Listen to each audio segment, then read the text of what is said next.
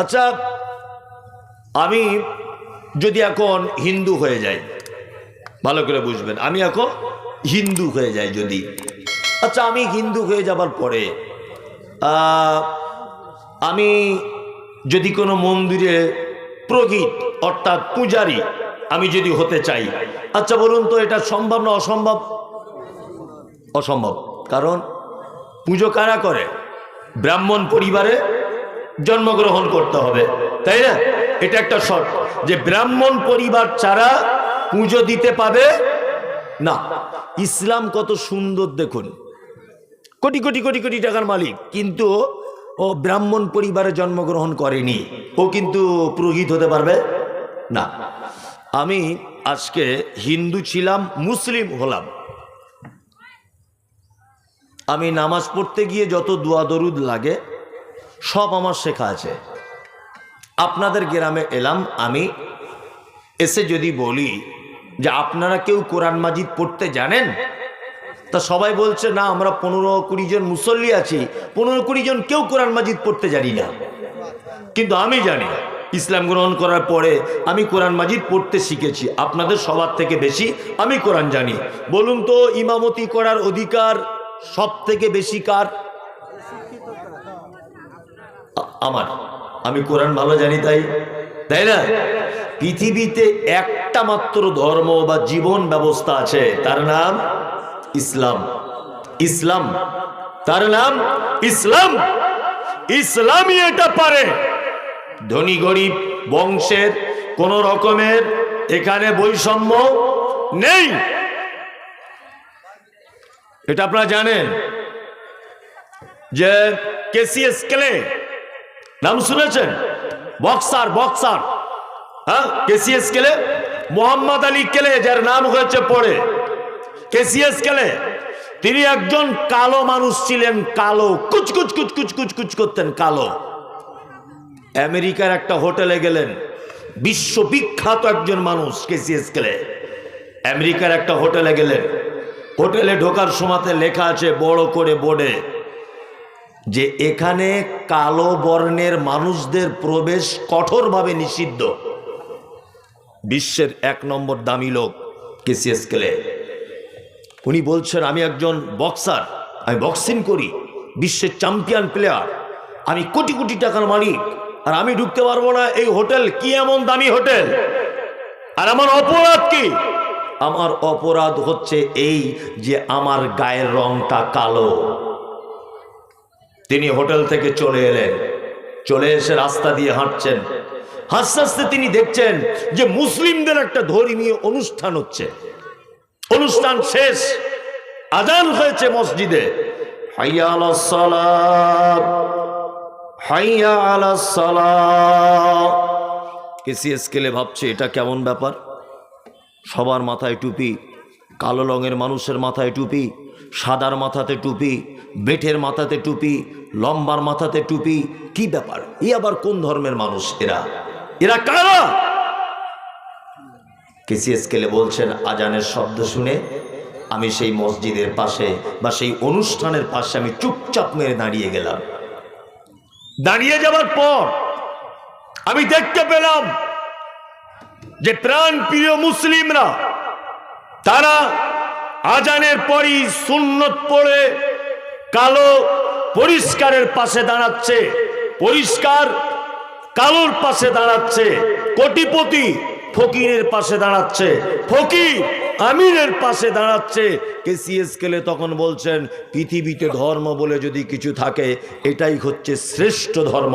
আমি এইমাত্র আর দেরি না করে এই ধর্মতে আমি চলে যাব। তিনি ইসলাম গ্রহণ করেছিলেন, ইসলাম গ্রহণ করেছিলেন তিনি। তার মানে উনি এটা বুঝতে পেরেছিলেন যে সারা পৃথিবীর যদি মানবতা, সারা পৃথিবীতে কোন মানুষ যদি তার আত্মশুদ্ধি যদি করতে চায়, তাহলে ইসলামই একমাত্র জীবন ব্যবস্থা যেটা মানুষকে করে দিতে পারে।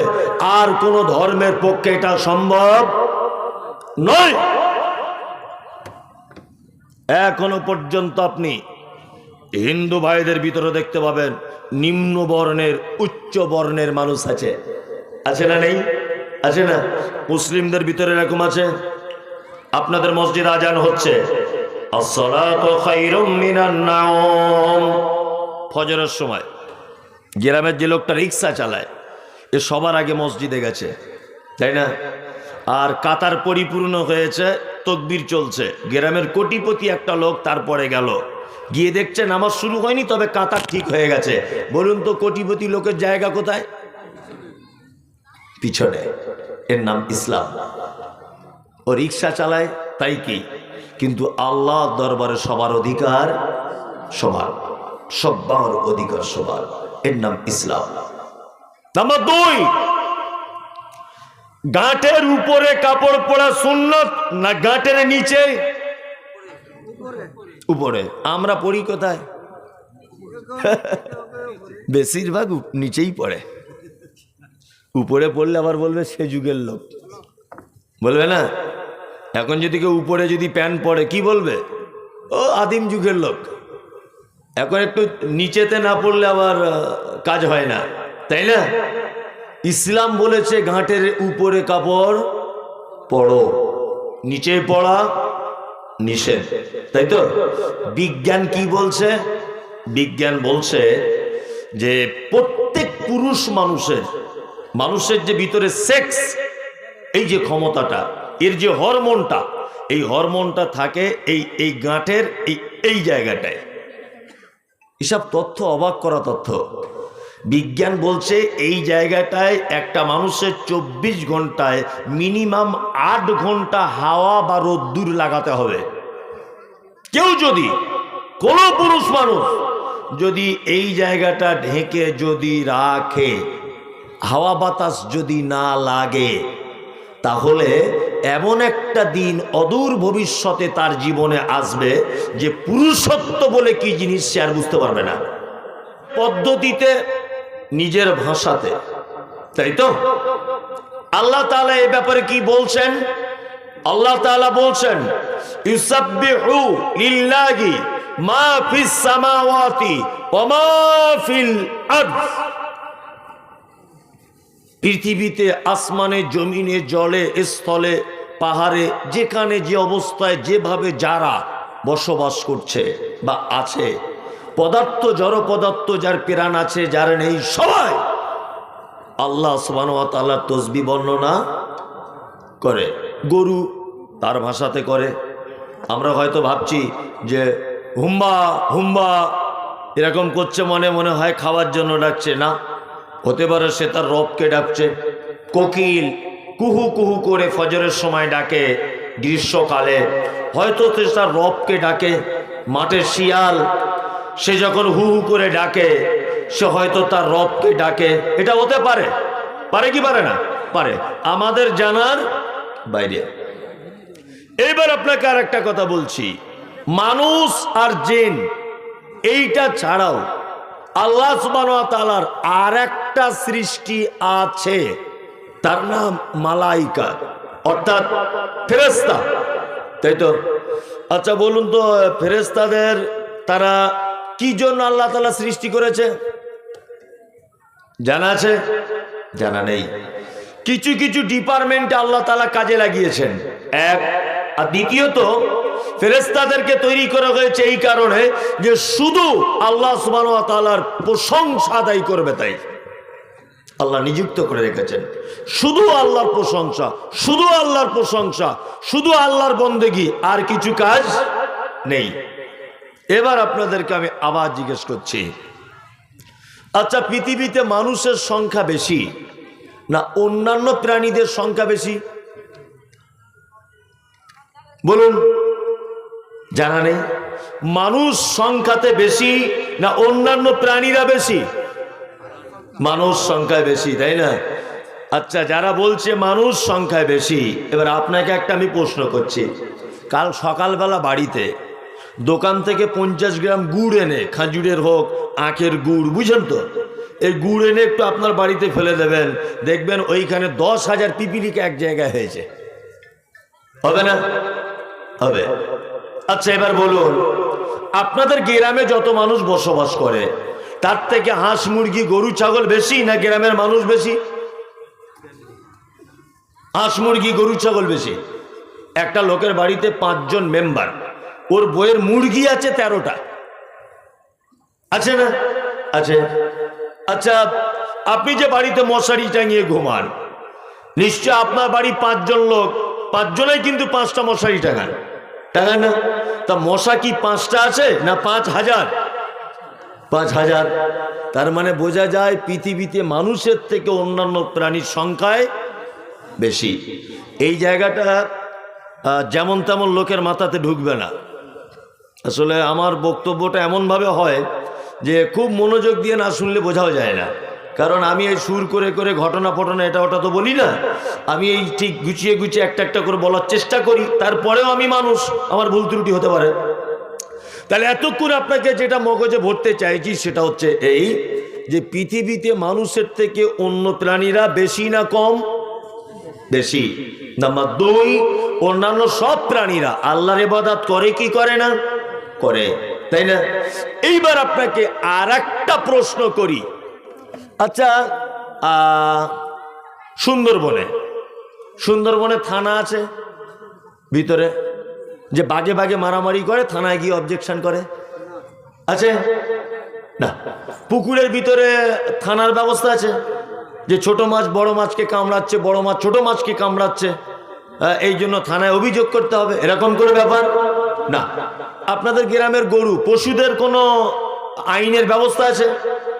নেই, যে একটা গরু আর একটা গরুকে কামড়ে নিয়েছে, এরকম ঘটনা ঘটে না তো? ঘটে না। জীবনে আপনি এটা দেখেছেন যে একটা প্রাণী আর একটা প্রাণীকে পেটে ছুরি ঢুকিয়ে হত্যা করে দিয়েছে? দেখেছেন? দেখেননি। তার মানে যাবতীয় অন্যায় কাজ, এই কাজগুলো অন্যান্য প্রাণীদের পক্ষে সম্ভব না মানুষের পক্ষে সম্ভব? কোনটা? মানুষের পক্ষে সম্ভব, তাই না? তাহলে বাঘ, সিংহ, গরু, ছাগল, হাঁস, মুরগি সবাই আল্লাহর প্রশংসা করে, তাদের কোনো পাপ নেই, তাদের কোনো অন্যায় নেই, তাদের কোনো অভিযোগ নেই, তাদের কোনো থানা নেই, তাদের বিচার ব্যবস্থা নেই, তাদের গাইডলাইনের কোনো বই নেই, সবাই আল্লাহর প্রশংসা করছে। তাও আল্লাহর মন ভরল না এই আমাদের মতো খুনি, বদমায়েশ, বাটপার, সুদখোর, মাতাল, হারামখোর, বদমায়েশ, ব্যভিচারখোর এইরকম লোকগুলোকে পৃথিবীতে পাঠানো হলো কেন? প্রশ্ন জাগতে পারে না? পারে? পারে। আমাদেরকে পাঠানো হলো কেন? আল্লাহ আবার এই কথা বলছেন যে তোদেরকে পাঠালাম শুধুমাত্র তোরা আমার ইবাদত করবি, তাই না? আবার আমাদের ইবাদতও আবার ভেজাল, ভেজাল নয়? ইবাদতে ভেজাল আছে না নেই? ইবাদতেও ভেজাল। ও কথাগুলো পরে আমি বলছি। তার মানে বোঝা যাচ্ছে যে আমাদের মাধ্যমে আমাদের রব আরো কিছু কাজ নিতে চাইছেন, যেগুলো গরুর পক্ষে সম্ভব নয়, যেটা বাঘ, হনুমান এর পক্ষে সম্ভব নয়, আমাদের কাছ থেকে নিতে চাইছে। কি বললাম বুঝলেন? কি কাজ? আল্লাহ তাআলা বলছেন তোমাদের আর একটা কাজ। কি কাজ? আল্লাহ তাআলা বলছেন পৃথিবীতে তোমাদেরকে পাঠিয়েছি এই কারণে, লি ইজহিরাবু আলাদ্দীনি কুল্লি, পৃথিবীর প্রতিটা মতাদর্শ, সারা পৃথিবীর প্রতিটা ধর্ম, সারা পৃথিবীর প্রতিটা আইন কানুন বিধান, সর্ব বিধানকে ত্যাগ করে ইসলাম শ্রেষ্ঠ, এইটা প্রমাণ করার জন্য পৃথিবীতে তোমাদেরকে পাঠানো হয়েছে। যেটা গরুর পক্ষে সম্ভব নয়, যেটা হিংস্র প্রাণীদের পক্ষে সম্ভব নয়, আমি আল্লাহ মানুষের মাধ্যমে পৃথিবীতে এটা প্রমাণ করব যে ইসলাম সর্বশ্রেষ্ঠ একটা জীবন ব্যবস্থা। এটা মানুষের পক্ষে সম্ভব না অসম্ভব? অসম্ভব। সম্ভব, অসম্ভব নয়, সম্ভব। মানুষকেই প্রমাণ করতে হবে ইসলাম কে সর্বশ্রেষ্ঠ। আচ্ছা, ইসলাম সর্বশ্রেষ্ঠ, এতে কারোর দ্বিমত নেই তো? আছে? নেই, কারোর দ্বিমত নেই। ইসলাম সত্যি যে কত শ্রেষ্ঠ আপনাকে আমি কয়েকটা জিনিস দেখাই, আপনি অবাক হয়ে যাবেন যে আপনি এই কথাগুলো পেলেন কোথায়। এই দেখুন, এক, আচ্ছা বলুন যারা এখানে বসে আছেন, দাঁড়িয়ে পানি পান করা সুন্নত না বসে পানি পান করা সুন্নত? বসে, তাই না? পানি পান করার আগে 6টা সুন্নত পালন করতে হয়। কটা? 6টা। 1, বসে পান করতে হয়। 2, ডান হাতে পান করতে হয়। 3, বিসমিল্লাহ বলতে হয়। 4, দেখে পান করতে হয়। 5, 3 নিঃশ্বাসে পান করতে হয়। 6, পান করা হয়ে গেলে আলহামদুলিল্লাহ এটা বলতে হয়। সবাই আমরা জানি না? সবাই জানি। তাহলে আমরা এতক্ষণ পর্যন্ত বুঝলাম বসে পানি পান করা সুন্নত, দাঁড়িয়ে পানি পান করা চলবে না। এবার আমরা যারা এখানে বসে আছি, আচ্ছা আমরা সবাই বসে পানি পান করি না মাঝে সাঝে দাঁড়িয়েও করি? সত্যিটা বলুন। দাঁড়িয়েও করেন, তাই তো? এই মমতাজুল ইসলাম আপনাকে বলছি, আমাদের বাজারে কিছু রোগ আছে, যেমন কিডনি প্রবলেম, কিডনিতে পাথর, কিডনি অনেক সময় মানে খারাপ হয়ে যায়।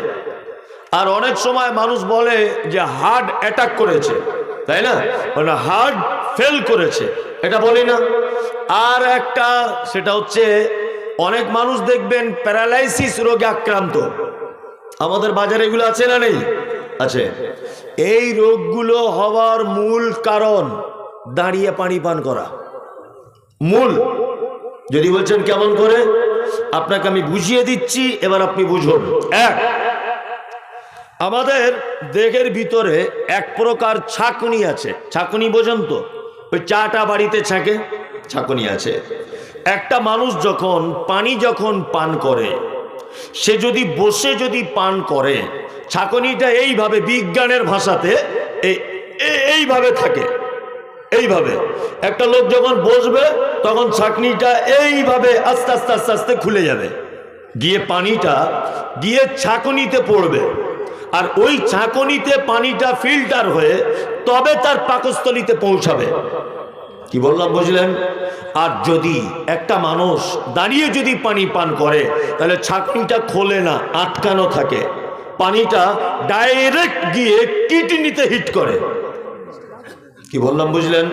চিকিৎসা বিজ্ঞানীরা বলছে পানিতে এক প্রকার ব্যাকটেরিয়া, এক প্রকার জার্ম, জীবাণু থাকে। থাকে না? থাকে। অনেক সময় কলের পানিতে আয়রনও তো থাকে, থাকে না? এই ছাঁকনিতে যদি পানিটা ভায়া হয়ে মানুষের দেখে না প্রবেশ করে, তাহলে ডাইরেক্ট যদি পানিটা কিডনিতে গিয়ে হিট করে, তাহলে ওই আয়রনটা আস্তে আস্তে আস্তে আস্তে কিডনিতে গিয়ে জমাট বাঁধে। এক পর্যায়ে তার কিডনিটা ড্যামেজ হয়ে যেতে পারে।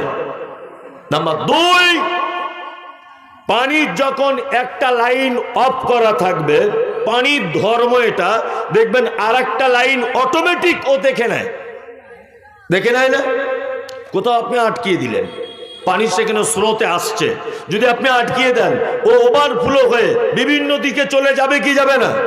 যাবে, যাবে। চিকিৎসা বিজ্ঞানীরা বলছে যদি কেউ দাঁড়িয়ে পানি পান করে, ছাঁকনিটা যদি বন্ধ থাকে, তাহলে শরীরের ভিতরে এমন কিছু শিরা, উপশিরা আছে যার ভিতরে পানি চলে যাওয়ার সম্ভাবনা রয়েছে। যদি শিরা উপশিরা রক্তের সঙ্গে পানি মিশে যায়, তাহলে এক পর্যায়ে সে প্যারালাইসিস নামক রোগে আক্রান্ত হতে পারে।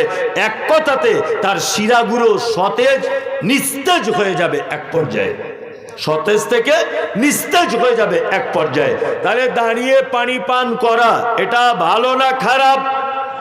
খারাপ। যারা আমরা দাঁড়িয়ে পানি পান করি তারা আজকে থেকে ছেড়ে দেবো ইনশাআল্লাহ, একদম।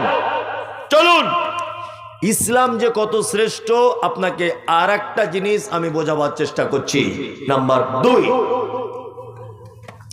আচ্ছা আমি যদি এখন হিন্দু হয়ে যাই, ভালো করে বুঝবেন, আমি এখন হিন্দু হয়ে যাই যদি, আচ্ছা আমি হিন্দু হয়ে যাবার পরে আমি যদি কোনো মন্দিরে পুরোহিত অর্থাৎ পূজারী আমি যদি হতে চাই, আচ্ছা বলুন তো এটা সম্ভব না অসম্ভব? অসম্ভব। কারণ পুজো কারা করে? ব্রাহ্মণ পরিবারে জন্মগ্রহণ করতে হবে, তাই না? এটা একটা শর্ত যে ব্রাহ্মণ পরিবার ছাড়া পুজো দিতে পাবে না। ইসলাম কত সুন্দর দেখুন, কোটি কোটি কোটি কোটি টাকার মালিক, কিন্তু ও ব্রাহ্মণ পরিবারে জন্মগ্রহণ করেনি, ও কিন্তু পুরোহিত হতে পারবে না। আমি আজকে হিন্দু ছিলাম, মুসলিম হলাম,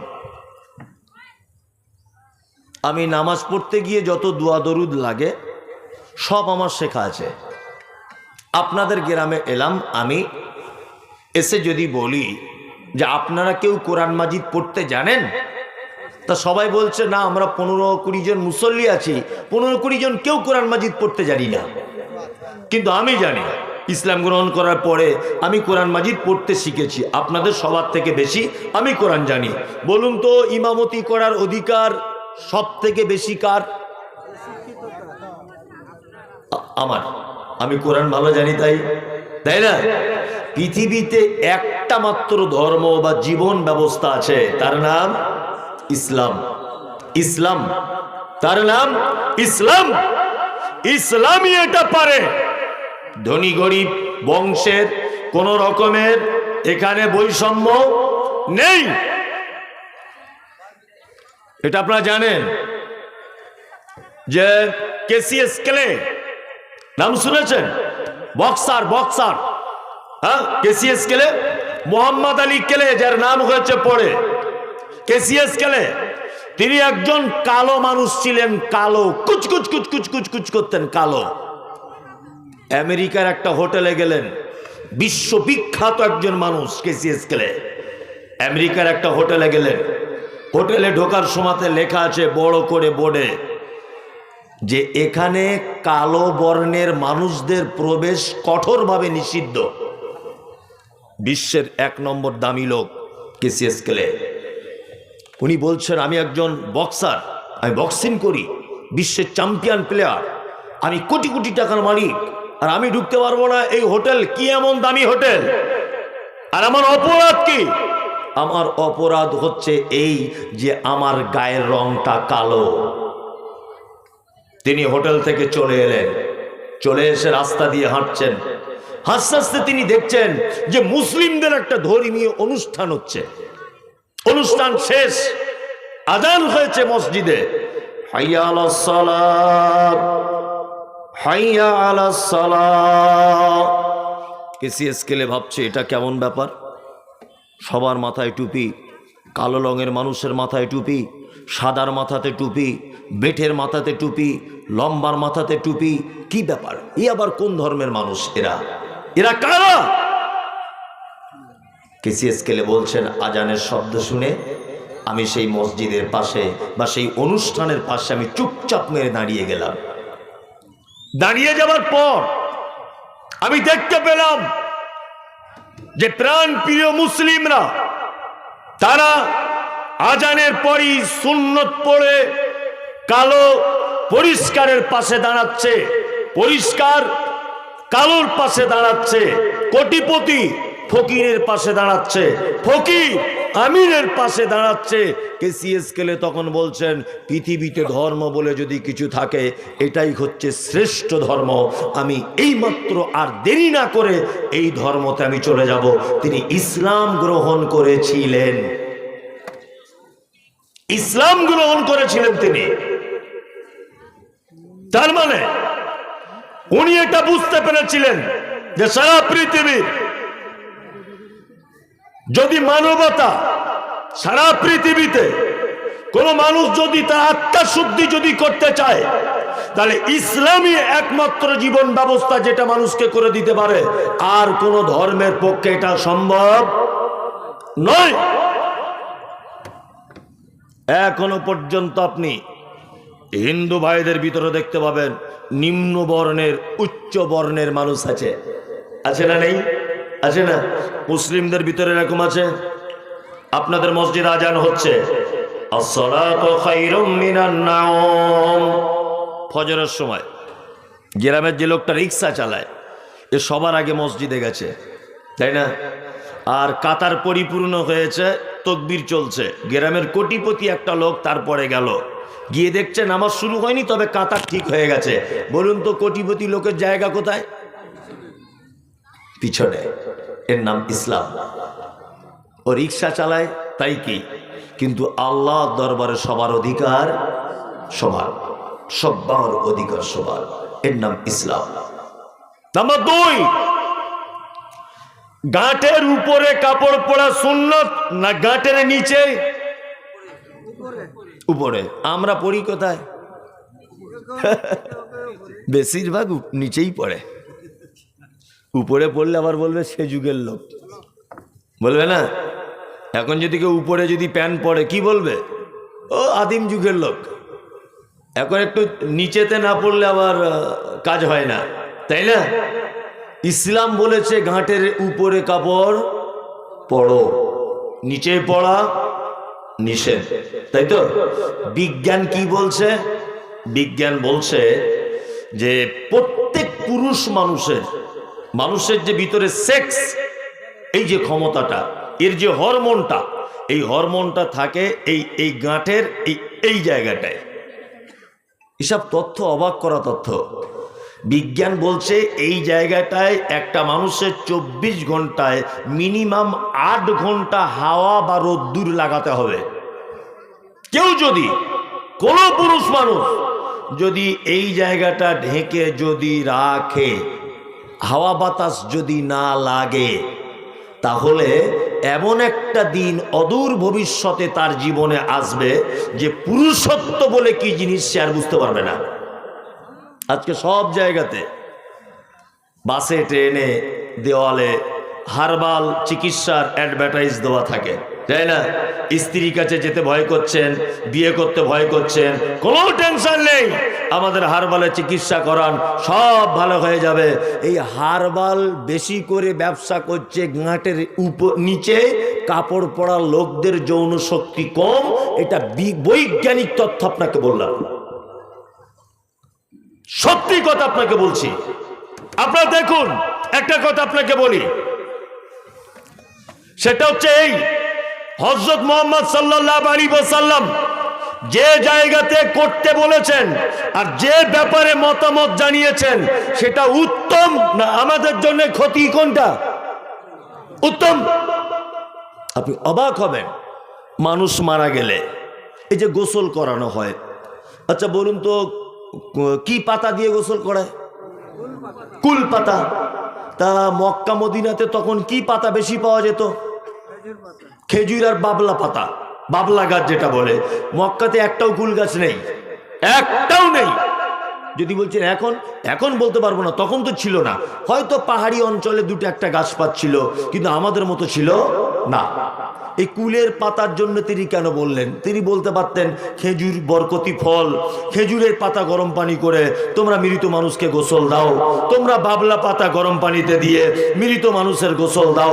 এ কথা না বলে নবীজি বলছেন কুলের পাতা দিয়ে দাও। কারণ নবীজি বলেছেন আজ থেকে 1500 বছর আগে, আর 2024 সালে বিজ্ঞানীরা প্রমাণ করছেন সারা পৃথিবীতে জীবাণুনাশক যদি কোনো সবুজ পাতা যদি থাকে, তার নাম বড়ুই পাতা, অর্থাৎ কুলের পাতা। এই পাতাটা এত জীবাণু নষ্ট করে দিতে পারে, এর জুড়ি পৃথিবীটার দ্বিতীয় কোনো পাতা নেই। আমি আপনাকে একটা চিকিৎসার কথা বলে দিচ্ছি, আগেও অনেক জায়গাতে বলেছি, আপনি আজকে থেকে ব্যবহার করুন। যদি না কাজ হয় আমার ফোন নাম্বার নিয়ে 2-4টে গালাগালি দিয়ে দিয়েন, ধরতে যদি না পারেন কোথাও। যাদের হাতে পায়ে চুলকানি 12 মাসের জন্য সারছে না, অনেক ঔষধ খেয়েছেন, আমি আপনাকে বলবো কুলের পাতা গরম পানিতে দিয়ে ফুটিয়ে ওই পানি দিয়ে দিনে 4-5 বার করে জায়গাটা পরিষ্কার করুন। তাতে যদি কাজ না হয়, কুলের পাতা শিল নোড়াতে ভালো করে বেটে নেন, মিক্সচার মেশিনে পেস্ট করুন, আর ওইটা হালকা গরম করে আপনি ওই ক্ষতস্থানে লাগান। আমি মুমতাজুল ইসলাম বলছি, যদি লক্ষ টাকার ঔষধের আগে আপনার যদি ওই ঘা যদি না সেরে যায়, আপনি আমাকে ফোনে 2-4টে ছোট বড় কথা বলে নিয়েন, সারবি। কারণ এ কথা বলেছেন মুহাম্মদুর রাসূলুল্লাহ সাল্লাল্লাহু আলাইহি ওয়াসাল্লাম। পৃথিবীতে একটা মাত্র পাতা আছে, বড়ই কুলের পাতা, যে জীবাণু নষ্ট করে দেয়, একেবারে প্রতিটা জিনিসের শিকড় থেকে পচিয়ে তছনছ করে দেয়। তাহলে ইসলাম হচ্ছে শ্রেষ্ঠ কি জীবন ব্যবস্থা। চলুন, আল্লাহ সুবহানাহু ওয়া তাআলা আমাদেরকে পাঠিয়েছেন তাহলে কিসের জন্য? ইসলামকে প্রতিষ্ঠা করার জন্য। আচ্ছা, বর্তমান 2024 সালে ভারতবর্ষের মাটিতে ইসলাম প্রতিষ্ঠা করা এটা সহজ না কঠিন? ইসলাম প্রতিষ্ঠা করা ভারতবর্ষের মাটিতে সহজ না কঠিন? কঠিন। কারণ আমাদের গ্রামের পঞ্চায়েত থেকে শুরু করে আর দেশের রাষ্ট্রপ্রধান পর্যন্ত তার 98% ইসলামের শত্রু। এই কারণে ইসলাম প্রতিষ্ঠা করা সহজ? কঠিন, খুব কঠিন। প্রমাণ আপনাকে বলি। আচ্ছা, হাদিস এবং কোরআন অনুযায়ী রাস্তা দিয়ে যখন চলবো, ডান দিকে চলা সুন্নত না বাম দিকে? ডান দিকে। আমরা চলি কোন দিকে? বাম দিকে। কেউ যদি মোস্তানি করে বলে হ্যাঁ হাদিসে লেখা আছে ডান দিকে, আমি মেন রোডে ন্যাশনাল রোডে ডান দিকেই চলবো, অ্যাক্সিডেন্ট হওয়ার সম্ভাবনা আছে না? অ্যাক্সিডেন্ট হবেই, কোনটা হবেই। তার মানে ডান দিকে চলা সুন্নত আমি ভারতবর্ষে মানতে পারছি না। 2, সুদ, এটা ইসলামে বৈধ না অবৈধ? হারাম। ব্যাংকিং যত সিস্টেম আছে প্রতিটা সিস্টেমের সুদ আছে, আছে না? আছে। এ থেকে আপনি বাঁচবেন কি করে?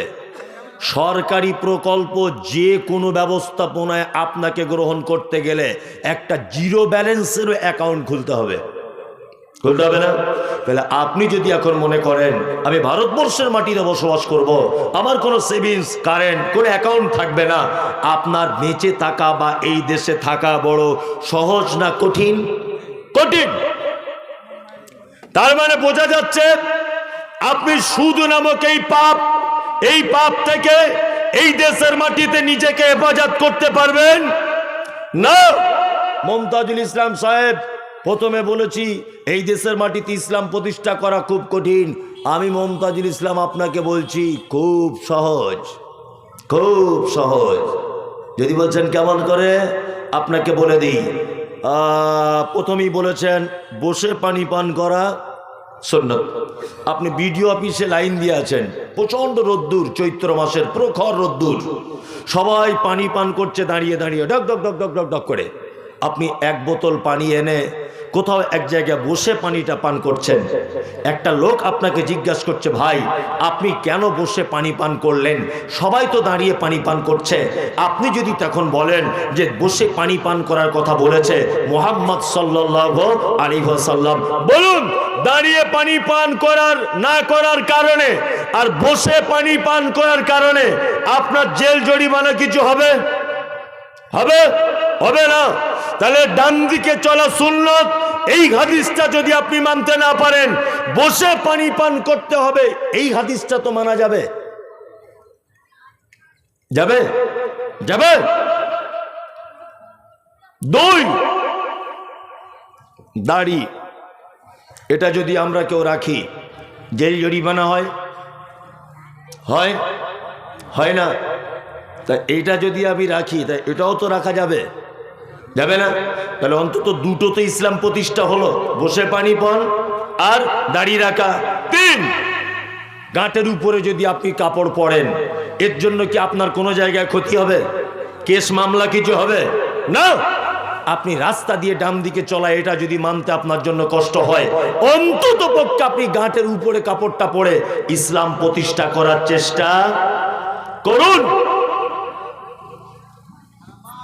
চলুন এবার আপনাকে আর একটা কথা বলে দিই, সেটা কি আল্লাহ সুবহানাহু ওয়া তাআলা পবিত্র আল কোরআনের ভিতরে বলছেন যে পৃথিবীতে আল্লাযী খালাকাল মাউতা ওয়াল হায়াতা লিয়াবলুয়াকুম আইয়ুকুম আহসানু আমালা। আমি হায়াত আর মাউতকে সৃষ্টি করেছি এই কারণে যে তোমাদেরকে জিজ্ঞাসা করব যে তোমাদের ভিতরে সর্বোত্তম আমল কে করে। তার মানে আমাদের তৃতীয় উদ্দেশ্য পৃথিবীতে পাঠানোর, সেটা কি কি ভালো আমল করার জন্যে, তাই না? তার মানে আল্লাহ বলেছে ভালো আমল না বেশি আমল? ভালো আমল। তার মানে বোঝা যায় আমলেও ভেজাল আছে। আমলে ভেজাল নেই? আচ্ছা, গাদা ভেজাল আমলে, আমলেই তো এখন সব থেকে ভেজাল বেশি। আল্লাহ পবিত্র আল কোরআনে যত জায়গায় আমল করার কথা বলেছেন সব জায়গাতে বলেছেন আমলে সালেহ, অর্থাৎ উত্তম আমল করো।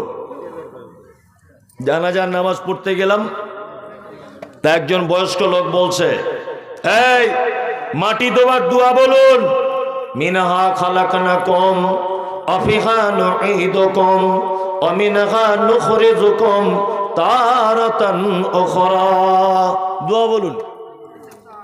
তা আমি আবার বলছি যে না, এই দোয়া বলতে হবে না, বিসমিল্লাহ বলে মাটি দেন। তখন চাচা আমাকে বলছে, তুমি কি মৌলভী সাহেব? বলছি দেখে কি মনে হয়, ক্রিকেট প্লেয়ার মনে হচ্ছে? তা বলছে দেখে তো এরকম লাগছে। তা তোমরা এত বদমাইশ মৌলভী সাহেব কেন? বলছি কেন? তা বলছে মিনহা খালাকনাকুম, এটা কোরআনের আয়াত। হ্যাঁ, এইটা বলে যদি কেউ মাটি দেয় তা আপনার অসুবিধাটা কোথায়? ভালো করে বুঝবেন, এটা তো কোরআনের আয়াত। কোরআনের আয়াত বললে অসুবিধা কারু আছে? আছে? কোরআনের আয়াত বলি যে সব জায়গায় বলতে হবে। চাচা তুমি এটা পেলে কেমন করে? স্থান পরিবর্তন হয়ে গেলে হারাম হালাল হয়ে যায়, হালাল হারাম হয়ে যায়। জিলাপি, এই মেলায় বিক্রি হয় জিলাপি, এটা খাওয়া যায় না না যায়? যায়, ময়দা দিয়ে তৈরি হয়, তাই না? এখন এই জিলাপি কিনে যদি কেউ মাজারে মানত করে, না জায়েজ? জিলাপি কিন্তু জায়েজ ছিল, শুধু স্থান পরিবর্তন হয়েছে, খাওয়া যাবে না, তাই না? আচ্ছা, ফেরাউন লোকটা ভালো না খারাপ? খারাপ। কেউ যদি ফেরাউন ফেরাউন ফেরাউন ফেরাউন ফেরাউন ফেরাউন সারাদিন যদি 10 বার 20 বার যদি বলে, নেকি হবে? হবে না তো। কোরআন মাজিদটা খুলে দেখুন, 2-4টে পাতা পর পর লেখা আছে ফেরাউন ফেরাউন, আছে না? এইখানে যদি আপনি ফেরাউন বলেন, নেকি হবে কি হবে না? প্রত্যেক অক্ষরে 10টা করে নেকি। কি বলছি বুঝতে পারছেন? আবুল আহাব লোকটা ভালো ছিল না খারাপ ছিল? খারাপ। ওর নাম যদি কেউ বলে নেকি হবে? হবে না। কিন্তু আল্লাহ তাআলা ওর নামে একটা সূরা অবতীর্ণ করেছেন, কি?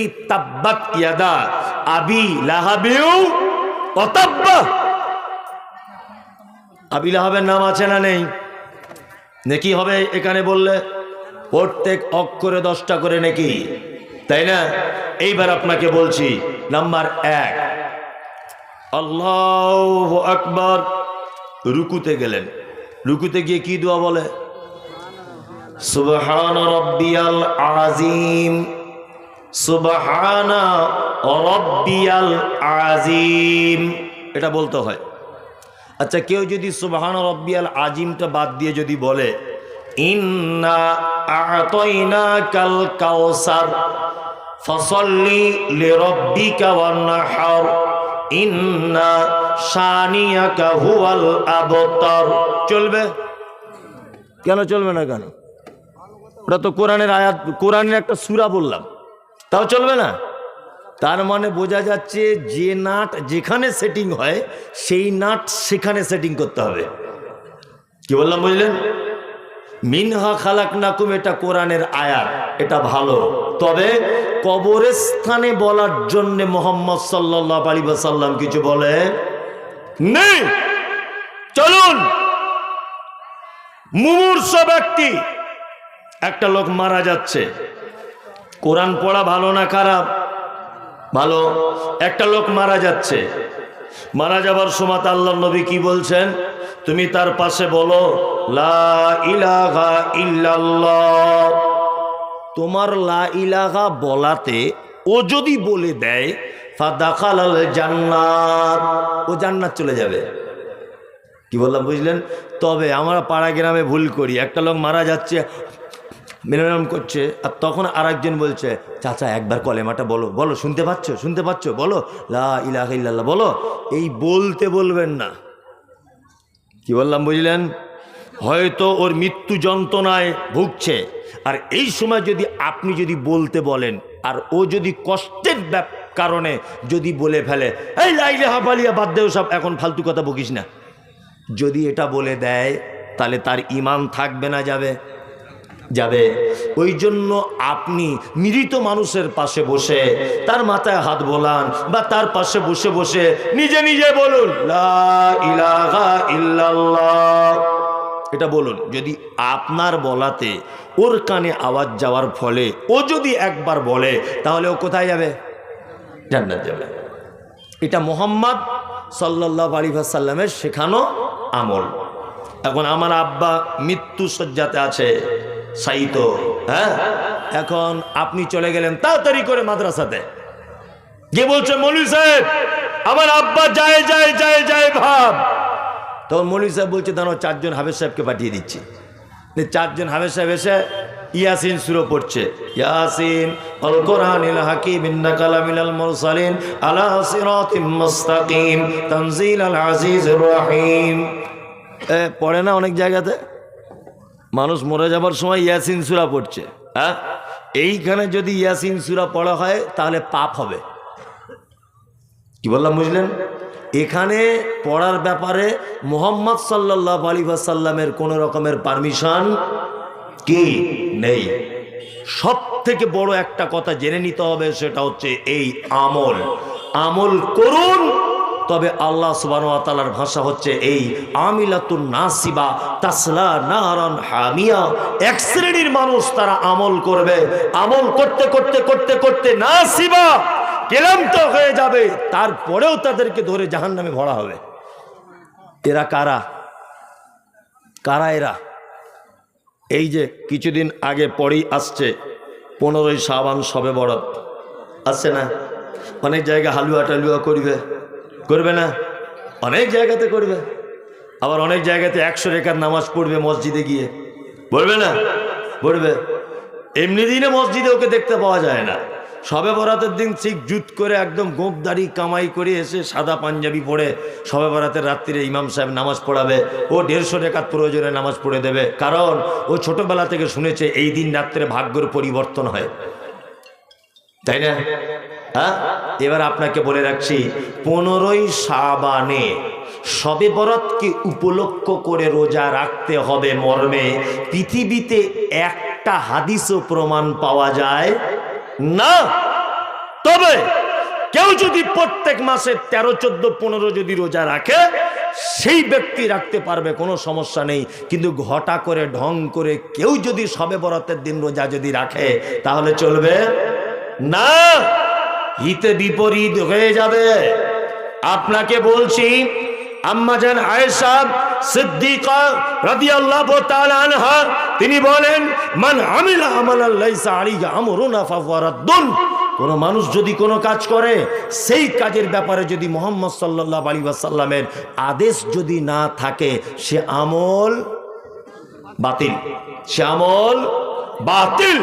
শুধু বাতিল নয়, ওই আমল করার কারণে তার থাকার জায়গা জাহান্নাম। যদি বলছেন আপনি জাহান্নামের ঠিকা নিয়ে আছেন, চলুন। আল্লাহ নবী সাল্লাল্লাহু আলাইহি ওয়াসাল্লাম তিনি বলছেন কুল্লু বিদআতিন যালালা ওয়া কুল্লু যালালাতিন ফিন্নার। যে কাজ আমি বলিনি, যে কাজ আমি করিনি, কোন মানুষ যদি সেটা ইবাদত মনে করে যদি করে, তার নাম বিদআত। আর আল্লাহ নবী কি বলছেন? কুল্লু বিদআতিন যালালা, নিশ্চয়ই প্রত্যেক নতুন আবিষ্কৃত কাজ হচ্ছে বেদাত, ভ্রষ্টতা। আর প্রত্যেক ভ্রষ্টকারীর স্থান কি মধ্যে, নার মানে আগুন। তার মানে আমল করার আগে আপনাকে আমাকে দেখে নিতে হবে যে আমলটা মুহাম্মদ সাল্লাল্লাহু আলাইহি ওয়াসাল্লাম করেছিলেন কি না। আমরা এমন অনেক আমল করি আমাদের ভিতরে, যদিও যাচাই বাছাই করে করি। আবার কিছু মানুষ আছে, তাই না, তারা মুহাম্মদ সাল্লাল্লাহু আলাইহি ওয়াসাল্লামকে অত বেশি গুরুত্ব দেয় না, তাই না। কেউ বলছে এই ফতোয়া দেওবন্দের, কেউ বলছে এই ফতোয়া ফুরফুরার, কেউ বলছে ওই আজমিরের হুজুর বলেছে, আর কেউ বলছেন আলা হজরত বলেছে, কেউ বলছেন অমুক মুফতি সাহেব বলেছে। আল্লাহর নবী কি বলেছেন এটা দেখার প্রয়োজন নেই। আছে না নেই? আছে। কত এরকম মানুষ আপনি দেখতে পাবেন। অথচ মুহাম্মদ সাল্লাল্লাহু আলাইহি ওয়াসাল্লামের ব্যাপারে আল্লাহ সুবহানাহু ওয়া তাআলা বলছেন যে ইয়া আইয়ুহাল্লাযীনা আমানু আতিউল্লাহ ওয়া আতিউর রাসূল ওয়ালা তুবতিলু আমালাকুম।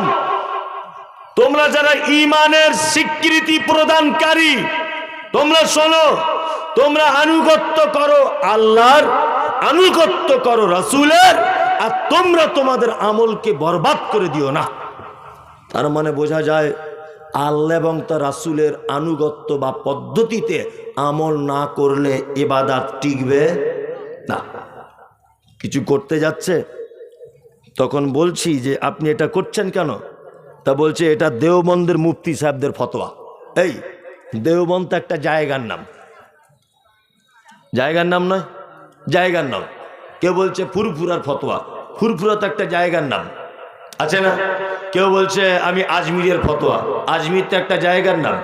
কেউ বলছে আমি বিরেলি, আমি বিরেলিদের আকিদা মানহাজ মেনে চলি, বিরেলি তো একটা জায়গার নাম, জায়গার নাম না। কেউ বলছেন আমি চিস্তিয়া মতবাদ মানি, চিস্তি তো একটা লোকের উপাধির নাম। ঠিক বলছি না? হ্যাঁ। তাহলে আপনি ব্যক্তিকে অনুসরণ করে জান্নাত যাওয়া যাবে? যাবে? অনুসরণ করা লাগবে কাকে? মুহাম্মদুর রাসূলুল্লাহ সাল্লাল্লাহু আলাইহি ওয়াসাল্লামকে। দেখুন একটা কথা বলি, আমল করেই একটা মানুষ জান্নাত যাবে, আবার আমল করেই একটা মানুষ কোথায় যাবে? জাহান্নাম চলে যাবে, তাই না। ওই জন্য আমল এমন একটি বিষয়, এমন একটি সাবজেক্ট, এমন একটি অধ্যায় যে যেটা করার আগে আপনাকে 10 বার ভেবে নিতে হবে যে এই আমলটা মুহাম্মদ সাল্লাল্লাহু আলাইহি ওয়াসাল্লাম করেছিলেন কি না। আপনাকে আমি কয়েকটা ভালো আমলের কথা বলে দিই, আমল করা যাবে ইনশাআল্লাহ, আমল করব। ছোটখাটো কথা, আসলে শীতকাল তো, কমিটি যতই চালাক হোক, বক্তা যতই চালাক হোক, শীত তো আর চালাকি করছে না যে আজকে জলসা, আজকে আশেপাশে ঘুরবো, এদিকে যাব না, এরকম ব্যাপার তার নাই। ও তো কাউকে মানবে না, মানবে মানবে না। সত্যি আপনারা বয়স্ক মানুষ, তবুও বসে আছেন, আলহামদুলিল্লাহ। আপনাদের দেখেই আমার দয়া মায়া হচ্ছে, তা আমি আর কি বলবো।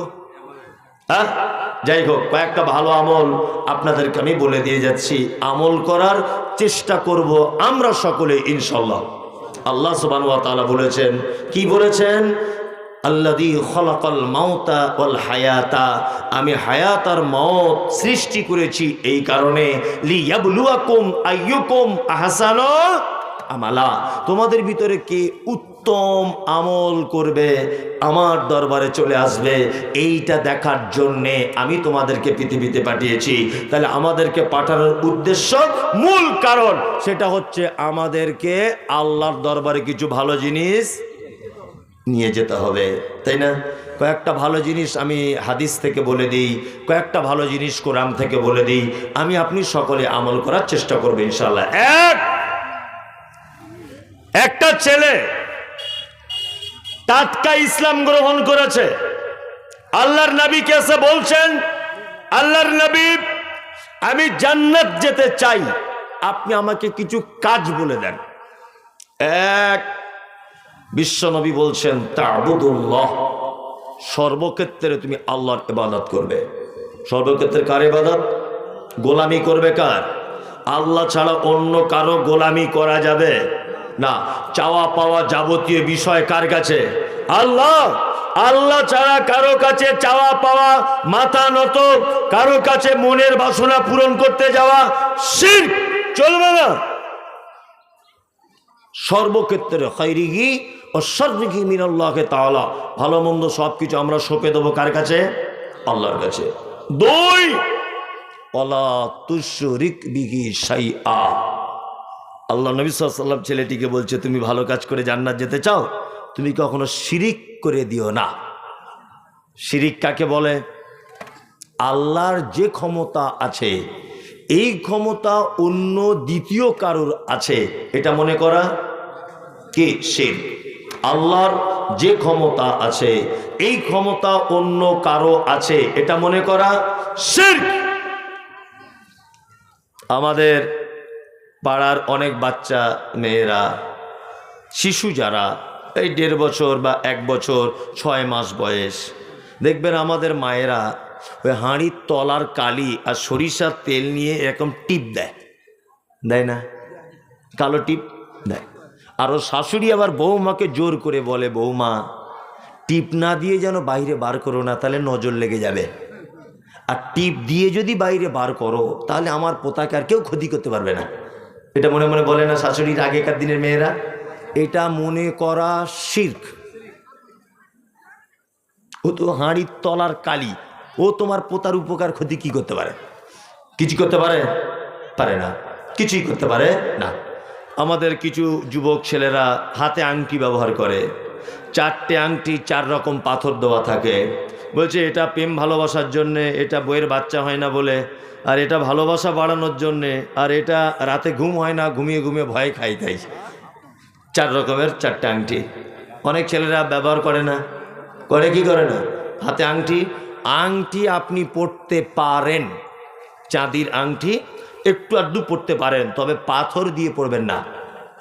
কারণ এটা ওলামাদের মত হচ্ছে যে পাথর দিয়ে পড়লে ওই পাথর অনেক সময় কল্যাণ অকল্যাণের একটা ব্যাপার এসে যায়, এই কারণে বিনা পাথরের আপনি ব্যবহার করবেন, কোনো সমস্যা নেই। যাই হোক, তা হযরত উমারের নাম শুনেছেন? উমার শুনেছেন? খুব দামি লোক, তাই না? পৃথিবীতে জান্নাত থেকে এসেছে ডাইরেক্ট, এরকম কোন জিনিস আপনার জানা আছে? আছে হাজরে আসওয়াদ, যেটা কাবাতে আছে। হাজি সাহেবরা ভালো জানেন, এক কোণাতে এরকম হাঁড়ির মুখ মতো করে রাখা আছে, হাজি সাহেবরা গিয়ে চুমু খায়।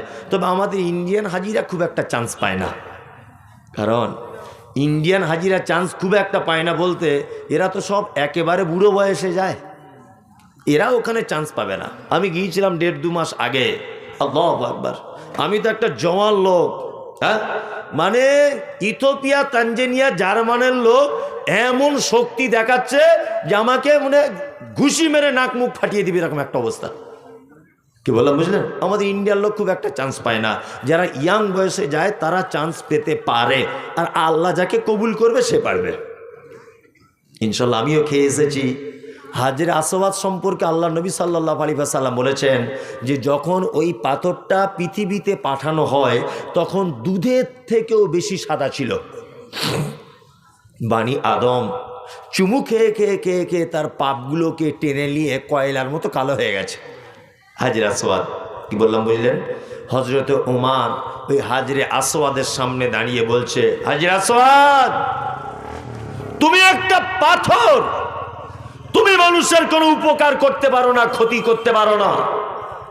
আমি কোশ্চিন কালেও তোমাকে চুমু দিতাম না, শুধু আমি তোমাকে চুমু খাবো এই কারণে আল্লাহর নবী খেয়েছিলেন তাই।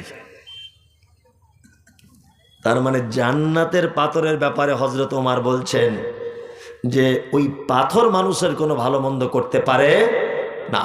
তা তোমার অষ্টধাতু, নবম ধাতু, পঞ্চম ধাতু, ষষ্ঠম ধাতু তোমার কোনো কাজ করতে পারে? জান্নাতের পাথর যেখানে কাজ করতে পারে না, পৃথিবীর এই রকম পাহাড়িয়া অঞ্চলের বা সমুদ্রের পাথর দিয়ে আংটি তৈরি করে ওই আংটিতে কোনো কাজ হবে? হবে না। শিরক। 3 নম্বর হচ্ছে এই, অনেক যুবককে দেখতে পাওয়া যায় হাতে লাল সুতো পরে ঘুরছে, বলছে না, জিজ্ঞাসা যখন করতে যাচ্ছি সুতো কোথায় পেলি, বলছে আজমির শরীফের সুতো। তোমার আজমির শরীফের সুতো কি করে? আজমির শরীফে কি ঝুট মিল আছে? অত সুতো তৈরি হয় কোথায়? ওই তো হুগলির ঝুট মিলে তৈরি হয়, আর রং করে ওখানে চলে যায়, নিয়ে ওটা বরকতের সুতো হয়ে গেল। কোনো কাজ হবে? হবে? হবে না। তাবিজ কবচ মাদুলি আপনি যদি ব্যবহার করেন, এটা কি শিরক। আল্লাহু আকবার। আমাদের কিছু দলে আলেম ওলামাও আছে যারা তাবিজ টাবিজ লেখে, এরকম আলেম আছে না? গোপনে গোপনে দেয় না? অনেক মসজিদের ইমাম সাহেব আছে, তাবিজ তো পাবলিকে লিখতে পারে না, পারে? কারা লেখে? হুজুর, তাই না? বড় হুজুর, বড় পাঞ্জাবি পরে, বড় দাড়িওয়ালা, বড় পাগড়িওয়ালা তাবিজ লিখে দিচ্ছে। আল্লাহু আকবার। কি অসভ্য জাতির এখনো পর্যন্ত বুঝতে পারলো না যে শিক্ষিত সমাজ আপেল বেদানা এটা খেলে শরীরের পুষ্টি হয়। এখন আপেল বেদানা কেউ যদি গলায় ঝুলিয়ে ঘোরে, তাহলে তাতে কোনো কাজ হবে? হবে? হবে না। তা কোরআন মাজিদ পড়লে উপকার হবে, কোরআন মাজিদ গলায় ঝুলিয়ে নিলে কোনো উপকার হবে? হবে না। বিশ্ব নবী ছেলেটাকে বলছেন কি, তুমি যদি জান্নাত যেতে চাও শিরিক করতে যেও না। পৃথিবীতে একটা মাত্র পাপ আছে, খুব ডেঞ্জারাস পাপ, সেটা হচ্ছে এই, কোন লোক যদি নামাজ যদি না পড়ে, এ লোকটা জাহান্নামে যাবে। কোন লোক যদি সুদে খায়, লোকটা জাহান্নামে যাবে। কোন লোক যদি পিতামাতার সঙ্গে অসৎ ব্যবহার করে, ও জাহান্নামে যাবে। কোন লোক যদি মিথ্যাভাবে কাউকে হত্যা করে, তাহলে ও জাহান্নামে যাবে। কিন্তু লা ইলাহা ইল্লাল্লাহ এইটা তার বিশ্বাস ছিল, এই কারণে ও কোনো না কোনো একদিন জাহান্নাম থেকে পরিত্রাণ পেয়ে জান্নাতে যাবে। কি বললাম বুঝলেন? কিন্তু পৃথিবীতে একটা ডেঞ্জারাস পাপী আছে, যে পাপীকে কোশ্চিন কালো জাহান্নাম থেকে মুক্তি দেওয়া হবে না। সে কে? সে হচ্ছে শিরিককারী, যে শিরিক করা অবস্থাতে মারা গেছে, ক্ষমা চাওয়ার তার নসিবে হয়নি। এই লোকটা চিরস্থায়ী জাহান্নামের ভিতরে থাকবে। আল্লাহ তুমি আমাদেরকে শিরিক থেকে বাঁচার তৌফিক দান করো, আমিন। নাম্বার 3, অতকিমুস সালাতিল মাকতুবাতা। মুহাম্মদ সাল্লাল্লাহু আলাইহি ওয়াসাল্লাম তিনি বলছেন যে যুবক, তুমি যদি জান্নাতে যদি যেতে চাও, তুমি কখনোই যেন ফরজ সালাত বা নামাজ ছেড়ে দিও না। আমরা সকলেই নামাজ পড়ি, পড়ি কি পড়ি না? যারা এখানে বসে আছি পড়ি না? আচ্ছা, আমরা কিছু কিছু জিনিস সত্যি খুব ভুল করি। যত নফল রোজা, যত নফল নামাজ, আচ্ছা বলুন না, ছেলেরা বেশি করে না মেয়েরা বেশি করে? মেয়েরা। ওর বাপ মরে গিয়েছিল ওই দিনও রোজা, ওর দাদি জন্মদিন সেই দিনও রোজা, ওর বড় ছেলে হয়েছিল সেই দিনে রোজা। ওর রোজার শেষ নাই, ওর নফল রোজার নামাজের শেষ নাই। কিন্তু ওই মেয়েটাকে যদি বলেন, বুবু তুমি রাস্তা দিয়ে ঘুরছো, মাথায় কাপড় দাও, বোরকা পরে চলো, ওড়না টোড়না ঢেকে নিয়ে চলো, একটু পর্দা করো, ও শুনতে চায় না। শুনতে চায় না। পর্দা করা সুন্নত, নফল না ফরজ? ফরজ। ও নফল রোজা করে জান্নাত যেতে চায়, নফল রোজা রেখে জান্নাত যাবে, নফল নামাজ পড়ে জান্নাতে যেতে চায়, কিন্তু পর্দা ফরজ ওটা করতে চায় না, তাই না? তার মানে পাছা আগলা করে মাথায় টুপি দিলে যেমন মানায় ঠিক তেমন। এবার আপনাদেরকে একটা কথা বলি, যারা আমরা এখানে বসে আছি আজকে, আচ্ছা জলসাতে এসেছেন কেন? নেকি হবে তাই, নেকির লেগে, তাই না? তা আজকে এশার নামাজ পড়েছেন কজন আছেন? কজন? দেখছেন? তার মানে অনেক লোক আছে। জলসা শোনা এটা তো ফরজ নয়, ফরজ তাহলে ফরজ নয়, এইটাতে কনকনে শীতে বসে আছে, কিন্তু আজকে সারাদিনও নামাজই পড়েনি। অনেক হারাম করে এরকম আছে, কোথাও আত্মীয় মারা গেছে, জানাজা পড়তে যাচ্ছে, জোহরের পরে জানাজা হবে, আছে না? তা জোহরের পরে জানাজা হবে, ও মসজিদে সবাই নামাজ পড়তে ঢুকছে, আর ও মাথাতে একটা রুমাল দিয়ে জানাজার মাঠে দাঁড়িয়ে আছে, জোহরের ফরজ নামাজ পড়ছে না। এরকম লোক আপনাদের মালদাতে নেই? আপনাদের দিকেও আছে? ও জোহরের ফরজ নামাজ পড়ে না, ও জানাজার নামাজের জন্য দাঁড়িয়ে আছে। আছে এরকম লোক? আল্লাহ, কি আশ্চর্য ব্যাপার! আমরা এত বোকা যারা আমরা এখানে বসে আছি। আল্লাহ সুবহানাহু ওয়া তাআলা আমাদের জন্য নামাজ ফরজ, সুন্নত না নফল? ফরজ, তাই না? সেই ফরজ কাজ বাদ দিয়ে একটা নফল ইবাদত বা এত রাত পর্যন্ত জলসা শুনতে হবে, এটা তো হাদিস কোরআনের একেবারে বিপক্ষের কাজ। তারপরেও মানুষ আমরা বসে আছি কিছু নেকি পাবো এই আশাতে। দেখুন, সব জায়গায় চালাকি চলবে, কিন্তু আল্লাহর সাথে চালাকি চলবে না। আমরা কিছু লোক নামাজ পড়ি, তবে আমাদের নামাজ পড়ার ঢং আলাদা আলাদা না? কিছু লোক আমরা আছি যারা জোহরে যাই, আসরে যাই না, মগরিবে যাই, এশাতে যাই না, ফজরের শীতকালে ঘুম ভাঙে না। এরকম লোক আছে না? এরকম একটা নামাজি। আর একটা নামাজি কেমন আছে? আর একটা নামাজি আছে দেখতে পাবো শুধু জুম্মার দিনে যায়। আর একটা নামাজি আছে 2 ঈদে যায়। আর একটা নামাজি আছে 5 ওয়াক্তেই যায়, কিন্তু দুয়া দরুদ কিছু বুঝে না। কিন্তু 5 ওয়াক্তেই যায়। কোন কোন কোন কোন করে শীতে ঠকতে ঠকতে মসজিদে যাচ্ছে না? চাচা, রুকু থেকে উঠে কি দোয়া বলে বাপ? বলছি অত বড় দোয়া মুখস্থ করতে পারছি না। হয় নাকি? বয়স হয়ে গেছে। বলছি দোয়ায় কুনুত একটু বলো। বলছি আস্তাগফিরুল্লাহ, ওটা তো আরো বড়। মুখস্থ হবে না। কানে কম শুনি, এখন চোখে কম দেখি। 70 বছর বয়স হয়ে গেল, আর দোয়া মুখস্থ করা সম্ভব? মৌলী সাহেব আপনি বলুন।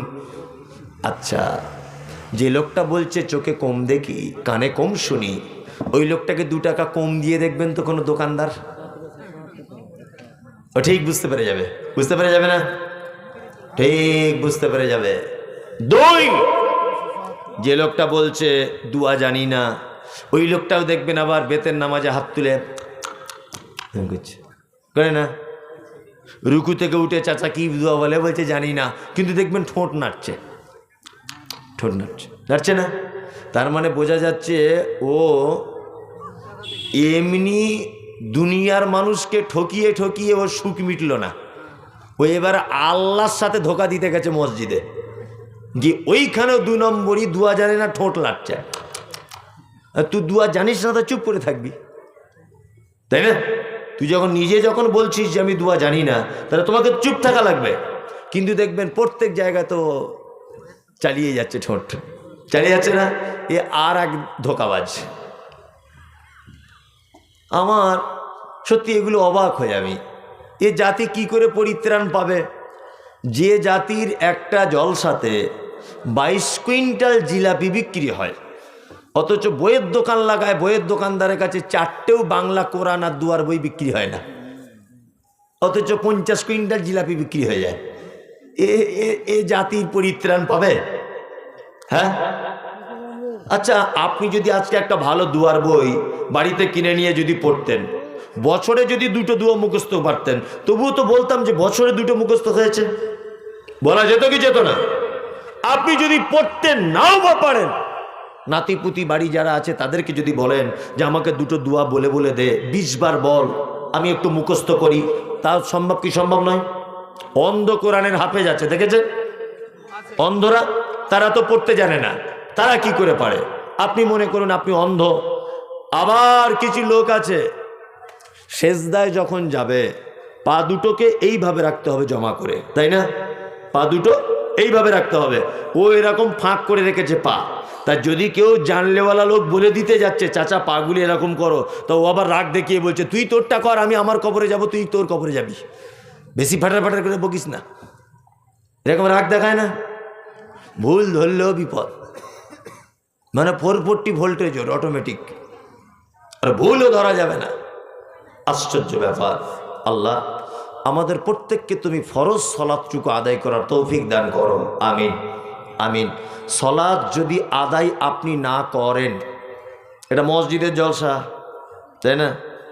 মসজিদের জলসা। হ্যাঁ, তা মসজিদের সব কমিটিরা এখানে বসে আছে, এরা মসজিদ করার জন্য সব মোটামুটি জলসা করতে হবে, চাঁদা তুলতে হবে, কোন বক্তাকে আনা যাবে, কার কাছে কত টাকা ধরতে হবে, সব ঠিক আছে। কিন্তু আজকে ফজরে কেউ নামাজ পড়বে না। পড়বে? হ্যাঁ, না, এখানে হয়তো পড়ে, অন্যান্য জায়গায় পড়ে না। এখানে পড়ে দেখুন, আরে আশ্চর্য ব্যাপার।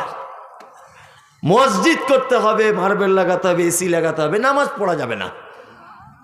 আবার কেউ কেউ বলছে মৌলী সাহেব এখন অল্প বয়স, একটু বয়স হোক, তাই না? আল্লাহ তুমি আমাদের সকলকেই 5 ওয়াক্ত মুসল্লি বানিয়ে দাও, আমিন আমিন। চলুন, একটা লোক মারা গেল, মাইয়েতের সামনে দাঁড়িয়ে ইমাম সাহেব বলছে আমাদের গ্রামের আব্দুল লতিফ মারা গেছে, লোকটা বড়ই ভালো ছিল, ভুল ত্রুটি করে থাকলে আপনারা আল্লাহর রাস্তায় ক্ষমা করে দেবেন। বলে কি বলে না?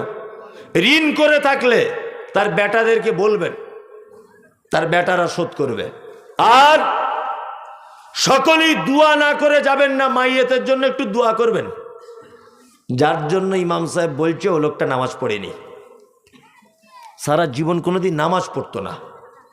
কালকে লোকটা মারা গেছে আব্দুল লতিফ, আজকে ওর বেটা এসে বলছে মৌলী সাহেব এই নেন আমার বাপের নামে 50,000। আর বক্তারা কিন্তু খুব ভালো দোয়া করতে জানে। বড় পার্টি এমন দোয়া করছে মনে হচ্ছে জান্নাত আর জায়গা নাই, মানে ঠেলে ঢোকাচ্ছে আর কি। আল্লাহ যেমন হোক করে ওকে ঢোকা, 50,000 দিয়েছে। আজকে 200 টাকা দিয়েছে তো জান্নাতের অর্ধেক রাস্তা দিয়ে পালিয়ে আসছে। চলছে না? চলছে। 50,000-এর পার্টি দোয়া করছে আল্লাহ যেমন হোক করে তোমার জান্নাতে ওর বাপ আব্দুল লতিফকে ঢুকিয়ে দাও। আচ্ছা, প্রধান বক্তা, ছোট বক্তা, বড় বক্তা, মেজ বক্তা, কাবা শরীফের ইমাম যদি দোয়া করে আব্দুল লতিফের জন্যে যে আল্লাহকে জান্নাত দাও, আল্লাহকে জান্নাত দাও, 50,000 টাকা দান করে দিয়েছে, বলুন তো এত মানুষ দোয়া করে ওর বাপ নামাজ পড়তো না, ওকে জান্নাত ঢোকানো যাবে? যাবে? যাবে না। আল্লাহ তাআলা কি বলছেন? আল্লাহ তাআলা বলছেন মা সালাকাকুম ফি সাকার। একজন সাকার নামক জাহান্নামীকে জিজ্ঞাসা করা হবে তুমি কেন জাহান্নামে এসেছো বলো। সে তখন বলবে ক্বালু লাম নাকু মিনাল মুসাল্লিন, পৃথিবীতে আমার সব ভালো কাজ ছিল, শুধু নামাজ পড়িনি, শুধু নামাজ পড়িনি। তার মানে নামাজ না পড়লে থাকার জায়গা কোথায়? হ্যাঁ, জাহান্নাম। আল্লাহু আকবার। জাহান্নামটা খুব সহজে বলে দিলেন, তাই না? যে জাহান্নাম আসলে এই ব্যাপারটা যদি আপনি একটু ভাবতেন, আপনি যদি একটু ভাবতেন যে জাহান্নামটা কি, তাহলে মসজিদ তো দূরের কথা, আপনি মসজিদ থেকে বাড়ি আসতেন না। আল্লাহ, এত কঠিন জায়গা জাহান্নাম। আল্লাহ নবী সাল্লাল্লাহু আলাইহি ওয়াসাল্লাম জাহান্নামের কথা যখন তিনি বলতেন তখন সাহাবায়ে কিরামদের চোখ দিয়ে অঝরে পানি, বৃষ্টির মতো পানি ঝরে যেত। আর আমরা এত জাহান্নামের বয়ান শুনি, এত বক্তব্য শুনি, তবু আমাদের হৃদয় একটুখানিও গলে না। যারা আমরা এখানে বসে আছি, আল্লাহ তুমি আমাদের সকলকেই সালাত আদায় করার তৌফিক দান করো, আমিন আমিন। চলুন, নাম্বার 4, আল্লাহ নবী সাল্লাল্লাহু আলাইহি ওয়াসাল্লাম বলেছেন অতুতিজ যাকাতিল মাফরুজাতা, তোমার যাকাত ফরজ হয়ে গেলে তুমি যাকাত দিয়ে দাও।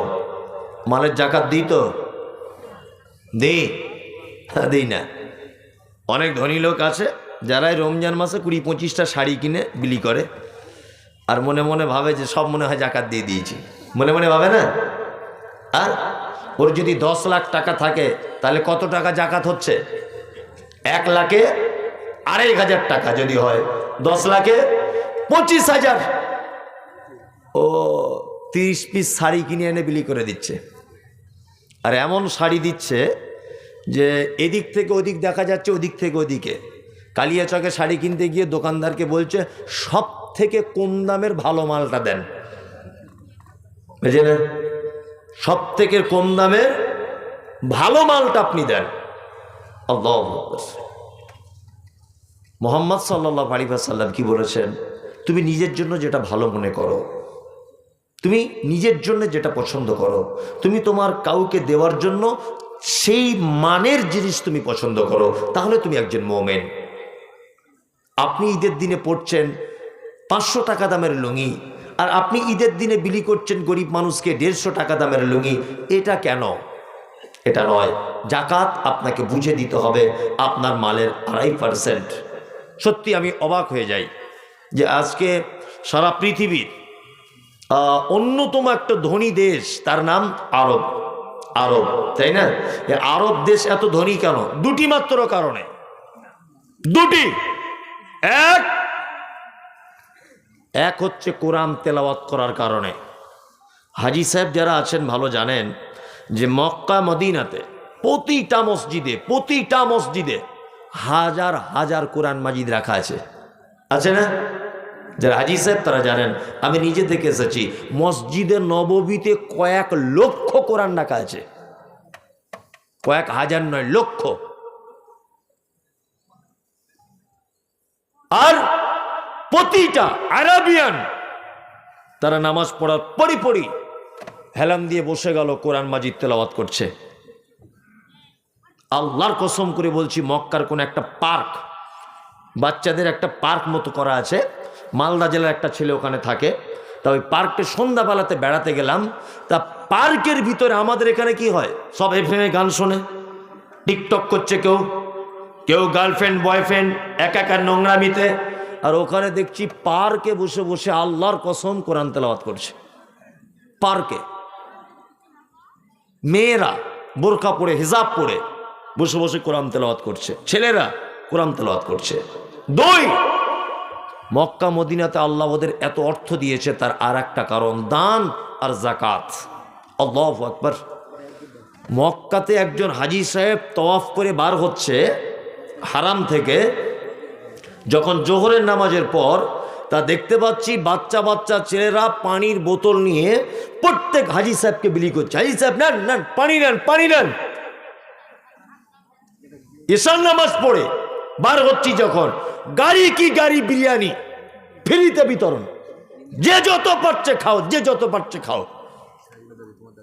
গাড়ি কি গাড়ি কলা, এই বড় বড় কলা সাইজ, বিদেশি কলা গাড়িতে করে বিলি হচ্ছে, আপেল গাড়িতে করে বিলি হচ্ছে। আল্লাহু আকবার। বড় বড় জুসের বোতল সব ফ্রিতে। মনে মনে ভাবছে আল্লাহ এদের এত মাল দিয়েছে এই কারণে, দুটি কারণ। এক, কোরআন তেলাওয়াতের প্রতি এদের যে এত মহব্বত। দুই নম্বর দান যাকাত এত বেশি এরা দেয়, বেসুমার দান। আপনি দান বা যাকাত তখন আপনি করতে পারবেন, আপনাকে একটা পদ্ধতি বলে দিচ্ছি, খুব মিষ্টি করে শুনে নেন। এক, আমার একটা হোটেল আছে, এই হোটেলে প্রতিদিন লক্ষ লক্ষ টাকা বেচা কেনা হয়। আপনার বেতন কত? 10,000। আমি দিই, আপনার বেতন 10,000। আপনি ক্যাশ কাউন্টারের ডিপার্টমেন্টে কাজ করেন, ক্যাশ পেমেন্ট আপনি করেন। আচ্ছা, আপনি দেখতে পাচ্ছেন যে সন্ধ্যার শেষ করে সারাদিন বেচা কেনা হয়েছে 10 লাখ, তাই তো? আচ্ছা বলুন, এই 10 লাখ টাকাটা কি আপনার, না এই 10 লাখ টাকাটা আমার? উত্তর দেন। মালিকের, আমি মালিক, হোটেলটা আমার। তা 10 লাখ টাকাটা আমার না আপনার? আমার। আপনাকে কিন্তু চুল চেরা হিসাব আমাকে বুঝিয়ে দিতে হবে। এত 10 লাখ টাকার হিসাব দেওয়ার পরে আপনি কত পাবেন? 300 টাকা আপনি পাবেন। এখন আপনি যদি মনে করেন যে টোটাল টাকাটা সব আমার, তাহলে আপনি বোকা না বুদ্ধিমান? হ্যাঁ, বোকা, তাই না? এই পৃথিবী, এই যে টাকা, এই যে সম্পদ, এই যে জমি জায়গা, এই যে গাড়ি বাড়ি, এটা কার? কথা বলুন এবার, কার? আল্লাহর, তাই না? তা আপনি শুধু এইটা মনে মনে ভাবুন না যে আমাকে এত এত টাকা দেওয়া হয়েছে, আমার কাছে আল্লাহ জমা রেখে দিয়েছে। ভালো করে বুঝবেন, আল্লাহ আমার কাছে জমা রেখে দিয়েছে এত টাকা। এর মাঝখান থেকে আমি পাবো কতটা? আপনি যতটা জামা কিনবেন ততটা, আপনি খাদ্য খাবেন ততটা আপনার, আপনি একটা জুতো কিনবেন ততটা আপনার। এক কথাতে আপনার সারা দিনের যেটা প্রয়োজন এই অতটুকুই আপনার, বাকিটা কার? আল্লাহ। আমরা যতক্ষণ না পর্যন্ত এই ব্যাপারটা বুঝতে না পারবো, ততক্ষণ না পর্যন্ত আমরা যাকাত বা দান করতে পারবো কি না, ততক্ষণ পর্যন্ত করতে পারবো না। আর একটা কথা হচ্ছে এই যে আপনার অর্থ যখন বেশি হয়ে যাবে, আপনি একজন ব্যবসায়িক, আপনার আজকে ব্যবসা করে লাভ হয়েছে, অন্যান্য দিন হয় 200 টাকা, আজকে হয়েছে আপনার 2000 টাকা। 2000 টাকা নিয়ে বাড়ি এসেছেন, সাথে সাথেই খেতে বসেছেন। কাকা বাড়িতে আছো? কে? না, আমার মেয়ের বিয়ে হয় না, বিয়ে লেগেছে, ওই জন্য কিছু চাঁদার জন্য এসেছি, দিবা? ও তখন ভাত খেতে খেতে বলছে, তোমার আর কাজ নাই? সারাদিন ব্যবসা বাণিজ্য রোদে পুড়িয়ে পুড়িয়ে দুটো খেতে বসেছি, আর এখনও টাকা চাইতে চলে এসেছ? অন্যদিন তোমার লাভ হয় 200 টাকা, আজকে হয়েছে কত? 2000। আল্লাহ বলছে 2000টা এমনি দিইনি, ওতে 1800 টাকা তোকে এক্সট্রা দিয়েছি, এই কারণে যে তুই খেতে বসবি আর একটা ভিখারি এসে তোর দরজায় আওয়াজ করবে, তোর পরীক্ষা শুরু হয়ে গেল, দেখি তুই তার থেকে কিছু দিতে পারছিস কিনা। যদি আপনি তার থেকে যদি দিতে কিছু না পারেন, তাহলে আপনি পরীক্ষায় ফেল। এটা মাথায় রাখতে হবে যে 1800 টাকা যেটা আমাকে আল্লাহ আজকে এক্সট্রা লাভ দিয়ে দিয়েছে ব্যবসাতে, এতে রয়েছে অন্ধ মানুষের রুজি যে চোখে দেখে না, এতে রয়েছে 2 পায়ের খোঁড়া, চলে ফেরা করতে পারে না, এর রুজিটা আমার 1800 টাকার ভিতরে আল্লাহ ঢুকিয়ে দিয়েছে। একজন প্যারালাইসিস রোগী যে কর্মহীন, কর্ম করতে পারে না, এর রুজিটা আমার ভিতরে ঢুকিয়ে দিয়েছে 1800 টাকার ভিতরে। এর থেকে তাদের 3 জনকে কিছু কিছু করে দেওয়া লাগবে। যদি না দেন, তারপরের দিন ব্যবসায় গিয়ে দেখবেন 2300 টাকা লস। এটা হয় কি হয় না? হয়। মালের জাকাত বুঝে দিয়ে দিবেন। শোনো, তুমি জান্নাত যেতে চাইছো, তাহলে তুমি একবার মক্কাতে যাওয়া আসার মতো অর্থ যদি তোমার কাছে থাকে, তুমি একবার হজ করে নাও, তুমি জান্নাত চলে যাবে। ছেলেটা বলছেন, ইয়া রাসূলুল্লাহ, আমি এর বেশিও কিছু করব না, আমি এর কমও কিছু করব না, আমি কি জান্নাত যেতে পারবো? আল্লাহ রাসূল বলছেন, হ্যাঁ, তুমি জান্নাত যেতে পারবে। তাহলে ভালো কাজ বলে দিলাম 5টা। 1, সর্বক্ষেত্রে গোলামি করতে হবে কার? আল্লাহর। 2, শিরিক করবেন না। 3 নম্বর হচ্ছে মালে জাকাত দিয়ে দেবেন। 4 নম্বর হচ্ছে হজ করে নেবেন। 5, সলাত, ফরজ সলাত, নামাজ, এটা কখনো ছাড়বো না। যদি এইগুলো যদি আপনি করতে পারেন আল্লাহ নবী সাল্লাল্লাহু আলাইহি ওয়াসাল্লামের হাদিস অনুযায়ী, তাহলে আপনার জান্নাতে থাকার ব্যবস্থা কি হবে। মানুষ তো চলেই গেল, গুটিকতক মানুষ আর আছে। এবার আমি আপনাদেরকে একটা খুব উপদেশমূলক কথা বলে আমি আস্তে আস্তে নিচের দিকে চলে আসব, বিদায়ের দিকে। খুব মনোযোগ দিয়ে এই কথাটা শুনবেন, যারা যেভাবে আছেন একটু মনোযোগ দিয়ে শোনার জন্য বিনীত অনুরোধ রাখছি। 1, এটা আমার বিষয়বস্তুর বাইরে। 1, আচ্ছা, মুহাম্মদ সাল্লাল্লাহু আলাইহি ওয়াসাল্লাম পৃথিবী থেকে যেদিন চলে গিয়েছিলেন, সেই দিনটার নাম কি ছিল? শুক্রবার? কি বার? সোমবার। ঠিক, সোমবার। সোমবারে তিনি পৃথিবী থেকে চলে গেছেন। সোমবারের আগের বৃহস্পতিবার